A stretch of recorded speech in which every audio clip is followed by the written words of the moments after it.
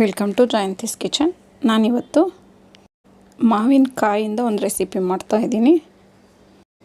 ಹೇಗೆ ಮಾಡೋದು ಅಂತ ನೋಡೋಣ. ಮಾವಿನಕಾಯಿನ ಈ ರೀತಿ ಮೇಲೆಲ್ಲ ಸಿಪ್ಪೆ ತೆಕ್ಕೊಬೇಕು. ನಾನು ಇದು ಮಾಡೋಕ್ಕೆ ಮೊದಲು ಹೆಂಗೆ ಬರುತ್ತೋ ಟೇಸ್ಟ್ ಅಂದ್ಕೊಂಡಿದ್ದೆ. ತುಂಬಾ ಚೆನ್ನಾಗಿತ್ತು. ಇದು ಕಾಯಿ ಮಾವಿನಕಾಯಿ ಅಲ್ಲಿ ಮಾಡಬೇಕು, ಹಣ್ಣಾಗಿರಬಾರ್ದು. ಈ ರೀತಿ ಸಿಪ್ಪೆ ಎಲ್ಲ ತೆಗೆದಾದ್ಮೇಲೆ ತೊಳೆದು ಸಣ್ಣ ಸಣ್ಣ ಪೀಸಸ್ ಆಗಿ ಕಟ್ ಮಾಡ್ಕೊಳ್ತಾ ಇದ್ದೀನಿ. ಈ ರೀತಿ ಇದೆಲ್ಲ ಕಟ್ ಮಾಡ್ಕೊಂಡಾದಮೇಲೆ ಸ್ಟವ್ ಮೇಲೆ ಒಂದು ಪಾತ್ರೆ ಇಟ್ಕೊಂಡು ಅರ್ಧ ಟೇಬಲ್ ಸ್ಪೂನಷ್ಟು ಜೀರಿಗೆ ಸೇರಿಸ್ಕೊಳ್ತಾ ಇದ್ದೀನಿ. ಅರ್ಧ ಟೇಬಲ್ ಸ್ಪೂನ್ ಮೆಂತ್ಯ ಕಾಳು ಸೇರಿಸ್ಕೊಳ್ತಾ ಇದ್ದೀನಿ. ಅರ್ಧ ಟೇಬಲ್ ಸ್ಪೂನಷ್ಟು ಸಾಸಿವೆ ಸೇರಿಸ್ಕೊಳ್ತಾ ಇದ್ದೀನಿ. ಇದೆಲ್ಲ ಪಾತ್ರೆಗೆ ಹಾಕ್ಕೊಂಡಾದ್ಮೇಲೆ ಚೆನ್ನಾಗಿ ಫ್ರೈ ಮಾಡ್ಕೊಬೇಕು. ಗೋಲ್ಡನ್ ಬ್ರೌನ್ ಬರೋವರೆಗೂ ಫ್ರೈ ಮಾಡಿಕೊಂಡ್ರೆ ಸಾಕಾಗುತ್ತೆ. ಇದಕ್ಕೆ ನಾವು ತುಂಬ ಇಂಗ್ರೀಡಿಯೆಂಟ್ಸ್ ಹಾಕ್ತಾಯಿಲ್ಲ, ಸ್ವಲ್ಪನೇ ಹಾಕೋದು, ಆದರೂ ತುಂಬ ರುಚಿಯಾಗಿರುತ್ತೆ. ನಾನೊಂದು 8ರಿಂದ 10 ಮೆಣಸಿನ್ಕಾಯಿಯಷ್ಟು ಒಣಮೆಣ್ಸಿನ್ಕಾಯಿನ ಸೇರಿಸ್ಕೊಂಡು ಫ್ರೈ ಮಾಡ್ಕೊಳ್ತಾ ಇದ್ದೀನಿ.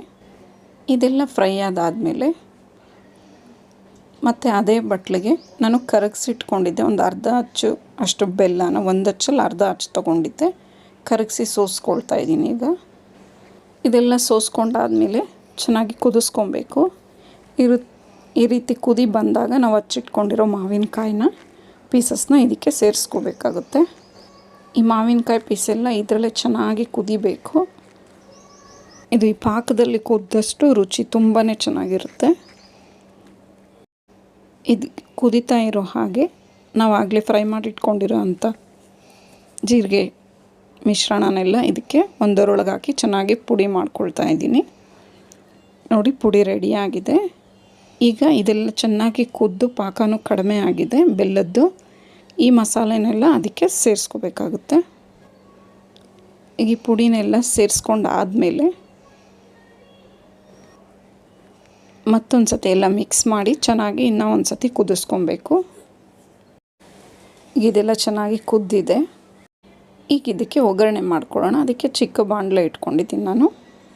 1 ಟೇಬಲ್ ಸ್ಪೂನ್ ಎಣ್ಣೆ ಸೇರಿಸ್ಕೊಂಡು ಅದಕ್ಕೆ ಸಾಸಿವೆ ಒಂದು ಸ್ವಲ್ಪ, ಕರಿಬೇವು ಒಂದು ಸ್ವಲ್ಪ, ಜೀರಿಗೆ ಒಂದು ಸ್ವಲ್ಪ, 3 ಸೇರಿಸ್ಕೊಂಡು ಚೆನ್ನಾಗಿ ಫ್ರೈ ಮಾಡ್ಕೋಬೇಕು.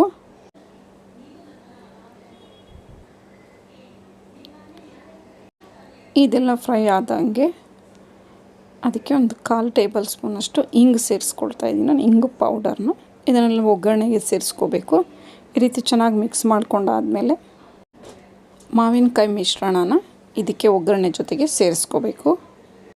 ಇದಂತೂ ಚಪಾತಿ ದೋಸೆ ಜೊತೆಗಂತೂ ತುಂಬಾ ಚೆನ್ನಾಗಿರುತ್ತೆ. ಮಕ್ಕಳಿಗಂತೂ ತುಂಬ ಇಷ್ಟ ಆಗುತ್ತೆ. ಯಾಕಂದರೆ ಸಿಹಿ ಇರುತ್ತೆ, ಖಾರ ಇರುತ್ತೆ, ಹುಳಿ ಇರುತ್ತೆ, ತುಂಬಾ ರುಚಿಯಾಗಿರುತ್ತೆ. ಮಾವಿನಕಾಯಿಂದ ಮಾಡಿರೋವಂಥ ಮಾಂಗಿ ರಸ ರೆಡಿಯಾಗಿದೆ.